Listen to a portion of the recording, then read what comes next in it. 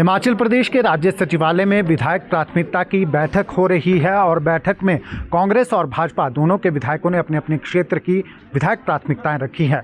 क्या कुछ हुआ है इस बैठक में, इस पर बातचीत करने के लिए हमारे साथ मौजूद हैं भाजपा के वरिष्ठ नेता सतपाल सत्ती जी। सत्ती जी, आज से बैठकों का दौर शुरू हुआ है, आपने भी बैठक में हिस्सा लिया है, अपने क्षेत्र की बात रखी होगी। क्या डिस्कस हुआ है इस जो ये बैठक आज से शुरू हुई है? विधायक प्राथमिकता के नाते जो प्लानिंग की मीटिंग, एनुअल प्लानिंग मीटिंग होती है, लेकिन जिस तरह की परिस्थितियां इस गवर्नमेंट के अंदर फाइनेंशियल क्रंच की आ रही हैं, जैसा देखा गया है, वो चाहे सत्ता पक्ष के विधायक हों चाहे विपक्ष के विधायक हों, सब लोगों को सिर्फ आश्वासन दिए गए बजट सेशन में। पहले 3 जो बजट सेशन इस गवर्नमेंट के हुए, लेकिन उन आश्वासन के ऊपर कुछ नहीं हुआ अभी तक। ये विधायकों ने, सब लोगों ने जहाँ पर बोला है, और विधायक क्षेत्र विकास निधि योजना को भी रोक दिया गया है, BKBNY रोक दिया, जिसके कारण प्रदेश के अंदर जो विकास होना था, विधायक जहाँ गरीब आदमी का डंगा लगाने के लिए पैसा दे सकते हैं, रास्ता बनाने के लिए दे सकते हैं, कोई और काम कराने के लिए देते हैं, वो भी रोक दिया गया है। और स्कूलों के भवन, हॉस्पिटल के भवन, कॉलेजेस के भवन, ITIs के भवन, ये सारे भवन रुके पड़े हैं, लेकिन उनकी कंप्लीशन के लिए पैसा नहीं मिल रहा है। ऐसा सब विधायकों ने जहाँ पर बोला है।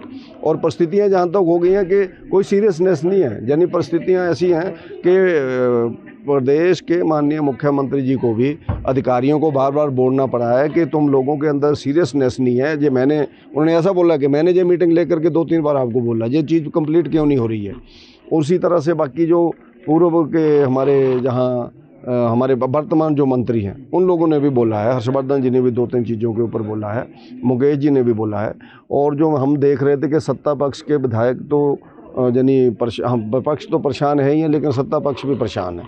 तो उसके नाते ऐसा लगता है कि ऐसी मीटिंग्स का कोई औचित्य नहीं रह जाता है जब हम लोग विधायक क्षेत्र विकास निधि योजना नहीं दे सकते। CM साहब ने कहा कि हम दे ही नहीं सकते हैं, आप इसको तो भूल ही जाओ। और जो ऐच्छिक निधि है, उन्होंने कहा कि पैसा ही नहीं है हमारे पास। तो फाइनेंशियल क्रंच प्रदेश के अंदर इतना आ गया है, जो मिसमैनेजमेंट के कारण आ रहा है, प्रदेश के अंदर जो करप्शन है उसके कारण आ रहा है, प्रदेश के अंदर जो कानून नाम की व्यवस्था नहीं है उसके कारण जैसा आ रहा है। तो इसलिए परिस्थितियाँ बहुत विपरीत हैं। कोई विकास की यानी अगर हम लोग देखें जो सामने से आश्वासन मिले हैं, तो ऐसा लगता है कि कोई काम होने वाला है ही नहीं है, काम होगा ही नहीं।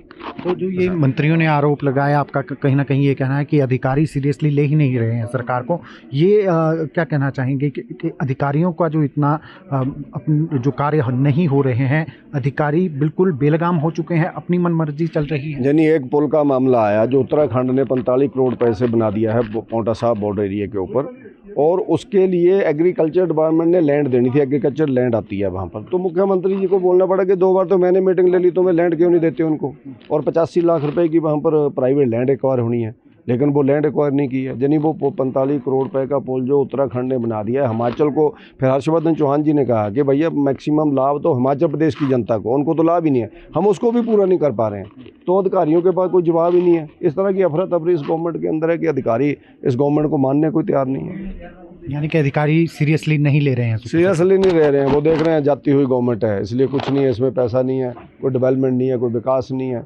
और जहाँ पर एक बहुत बड़ा मुद्दा आया है कि बड़े बड़े प्रोजेक्ट्स जिनके टेंडर हो रहे हैं, मान लो 200 करोड़ का बिजली विभाग में टेंडर हुआ, ऐसे 2-3 जगह का विषय हुआ है, उसको एक बार ठेकेदार ने सबलेट कर दिया, दूसरे ने कर दिया तीसरे को, लेकिन उसके ऊपर कोई आश्वासन नहीं मिलता, उनके ऊपर कार्रवाई होनी चाहिए।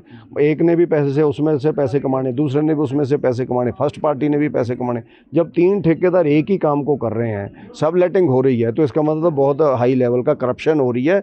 और वो करप्शन के जो मुद्दे बार बार हम विपक्ष की ओर से उठाते हैं कि बड़े अधिकारियों तक जो करप्शन के मुद्दे चले हुए हैं, मिली भगत है। तो मुख्यमंत्री जी को बोलना पड़ा कि भैया ऐसे कैसे सबलेट कर रहे हो, इनके ऊपर आप लोग फाइन करो, और जो काम नहीं टाइमली कर रहे हो। यानी परिस्थितियाँ इतनी विपरीत हैं कि माननीय मुख्यमंत्री जी को भी बार बार अधिकारियों को बोलना पड़ा है कि भाई आप लोग सीरियसली क्यों नहीं लेते हो।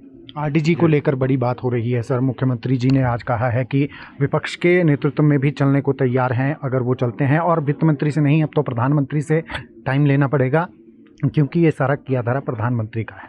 RDG के मामले में शायद सेशन आ रहा है, उस समय विस्तार से हम लोग बातचीत करेंगे।